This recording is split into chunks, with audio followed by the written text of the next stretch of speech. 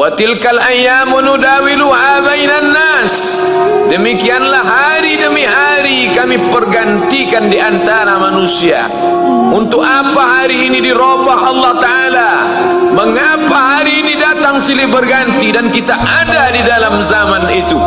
Liya'lamallahu alladhina amanu. Allah ingin menguji siapa yang imannya tetap istiqamah, siapa yang masih tetap beriman sampai hari ini. Ketika hari berubah, yang dulunya dia adalah orang baik-baik, hari ini berubah menjadi tidak baik. Yusbihu mu'minan, pada waktu pagi dia beriman, wa yumsi kafiran, petang hari dia berubah menjadi kafir. Maka kita selalu meminta, ya muqallibal qulub, wahai engkau yang membolak-balikkan hati, tsabbit qulubana, kokohkan hati kami, ala dinik, dalam agamamu, wa ala ta'atik, dalam ketaatan kepadamu. Berapa banyak yang dulu susah melarat, miskin, untuk sesuap nasi pun sulit, tapi begitu dilapangkan Allah rezekinya, tidak menjadi hamba yang bersyukur. Dia lalai, dia sangka itu karena jerih payahnya, dia kufur nikmat Allah Subhanahu wa ta'ala. Tapi siang hari ini, alhamdulillah, ada hamba yang disehatkan Allah, dia tetap bersyukur. Ada hamba yang ditingkatkan Allah rezekinya, dia tetap bersyukur. Ada hamba yang dinaikkan Allah kuasanya, dia tetap bersyukur. La in syakartum, kalau kamu syukuri nikmat itu, la azidannakum, pasti akan kutambah. Wala in kafartum, tapi ingat, kalau kamu kufur, kamu ingkar, inna azabi lasyadid, azabku amat sangat hebat, amat sangat dahsyat, amat sangat mengerikan. Berapa banyak orang di masa lalu mati dalam azab Allah Subhanahu wa ta'ala. Umat ini dikatakan baik bukan karena banyak ibadahnya. Umat ini dikatakan baik bukan karena dia pergi bolak-balik ke kota Makkah Al-Mukarramah untuk haji dan umrah. Allah puji umat ini, kuntum khaira ummah, kalian umat terbaik. Kapan? Bila umat ini disebut umat terbaik? Ta'muruna bil ma'ruf, ketika engkau sanggup mengingatkan saudaramu dalam kebaikan. Pagi ingatkan tentang siang, siang ingatkan tentang petang, petang ingatkan tentang malam, malam ingatkan bahwa esok pagi kita tetap berbuat baik. Wa tanhauna 'anil munkar, larang mereka dari perbuatan mungkar. Maka hari-hari yang sudah kita lewati di masa yang lalu, sanggupkah akan pulang kembali? Pepatah Arab mengatakan, lan tarji'al ayyamul lati madat, yang lalu tak dapat terulang kembali. Apakah semua itu berlalu begitu saja? Tidak ada yang percuma, tidak ada yang sia-sia. Semua akan diminta pertanggungjawaban di hadapan Allah Subhanahu wa ta'ala. Sejak kita tegak di atas muka bumi ini, sejak kita diberikan nafas, diberikan hidup, diberikan nyawa, maka sejak itu kita ditanya, apa khalaqnakum abatha? Apakah kalian kami ciptakan sia-sia? Apakah kamu semua menduga bahwa kami menciptakan kamu lalu kamu tidak akan kembali menghadap kami? Semua akan diminta pertanggungjawaban di hadapan Allah Subhanahu wa ta'ala. Tidak ada kata yang dapat terucap dari lidah orang beriman selain ucapan astaghfirullahalazim. Ampunkan segala dosa aku di masa yang lalu, aku lalai dan lupa ya Allah. Kami termasuk orang-orang yang menghilangkan usia kami ya Allah. Kami tak tahu ke mana umur kami selama ini. Berapa jam untuk perbuatan dosa, berapa untuk perbuatan maksiat. Padahal ketika tiba masanya, kami semua akan menghadapmu, dan pada saat itu tidak ada yang lepas daripada pengawasan. Inna alaikum lahafizin, bersama kamu ada malaikat hafazah kiraman mulia, katibin, mencatat, ya'lamuna ma taf'alun, dia tahu semua yang kamu lakukan. betapa waktu-waktu yang lalu itu tak dapat kita tebus dengan apapun selain kita perbaiki di masa yang akan datang. Tingkatkan kualitas salat berjamaah, tingkatkan membaca Al-Quran. Andai usia kita sudah lanjut, tak dapat kita jemput, maka kita didik anak cucu generasi akan datang menjadi generasi yang Qurani dan Islami. Sab'atun yudhilluhumullah, ada 7 di antara yang dapat naungan Allah. Yauma la dhilla illa dhilluh, hari itu tidak ada naungan kecuali naungan Allah Subhanahu wa taala.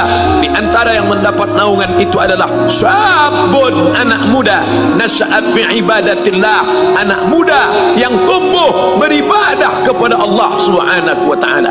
Andai masa muda kita penuh dosa, andai masa muda kita penuh narkoba, andai masa muda kita penuh zina, wal iyadzu billah wa na'udzu billah, jangan sangka Allah tutup pintu taubat.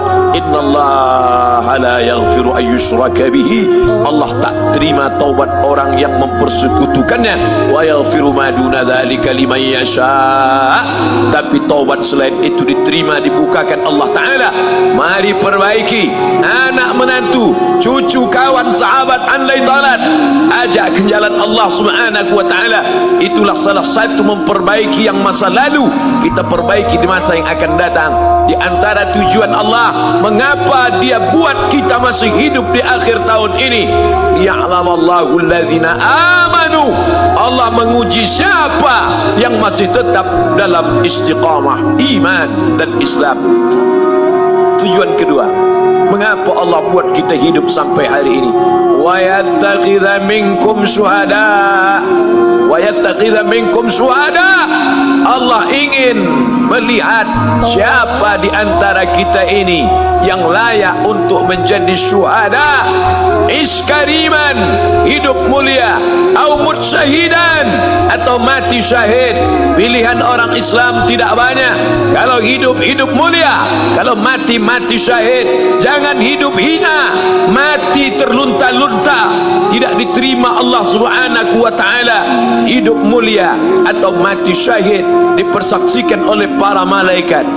Man kharaja fi talabil ilmi, siapa yang keluar rumah dengan niat menuntut ilmu, fahuwa fi sabilillah, maka dia seperti orang yang berjihad fi sabilillah, yang jauh meninggalkan kampung halaman, menuntut ilmu di perantauan. Jangan kau sangka kau anak yang terbuang, engkau adalah seorang syahid. Andai mati dalam perjalanan, maka matimu adalah seorang yang mati syahid. Mencari rezeki yang halal, meninggalkan anak dan istri demi untuk memberikan nafkah, menjaga diri dari riba, menjaga diri dari haram, menjaga diri dari syubhat. Ditinggalkan anak yang masih kecil, istri yang memerlukan kasih sayang. Kutinggalkan kalian bukan karena hawa nafsu, tapi ingin mencari yang halal. Tetesan air mata penuh keringat dan kerinduan, munajat di tengah malam, dibayar Allah Ta'ala dengan tetesan darah seorang syahid. Man mata duna malihi, siapa yang mati membela kehormatan hartanya, fahuwa syahid, maka dia mati syahid. Betapa seorang yang susah melarat hanya untuk menjaga diri dari yang haram dan syubhat, Allah muliakan dia. Inna akramakum indallah, yang paling mulia di antara kamu di sisi Allah, atqakum, yang paling takut kepada Allah. Ramai kita di rumah Allah ini, yang paling kaya kah yang paling mulia? Tidak. Yang paling ganteng dan paling hebat kuasanya kah yang paling mulia? Bukan. Yang paling berilmu, buya, kiai, ulama, apakah dia yang paling mulia? Tidak ada jaminan. Tapi yang paling takut kepada Allah Subhanahu wa taala, takut terjerumus dalam riba, takut terjerumus dalam syubhat, takut makan haram, sehingga dia biarkan dirinya dalam kesusahan, susah dalam pandangan manusia, melarat dalam pandangan orang kaya, tapi hidup mulia dalam pandangan Allah, para malaikat, nabi dan rasul. Hari ini orang itu dikatakan bodoh, hari ini ini dia dikatakan goblok, hari ini dia dikatakan kamu tolol sekali. Mengapa tidak kamu pakai kekuasaanmu? Mengapa tidak kamu pakai kesempatan? Hidup hanya sekali, pakailah sesuka hati. Tapi dia takut kepada Allah subhanahu wa ta'ala. Pagi dan petang dia katakan, Allahumma ajirna minan nar, Allahumma ajirna minan nar, Allahumma ajirna minan nar. Selamatkan kami, aku, istriku, anakku, keluargaku dari api neraka ya Allah. Betapa kehidupan yang singkat, tapi di tengah hidup yang singkat ini banyak yang tidak sadar, sehingga azab yang dia terima lama, berkekalan, khalidina fiha abada, kekal selama-lamanya.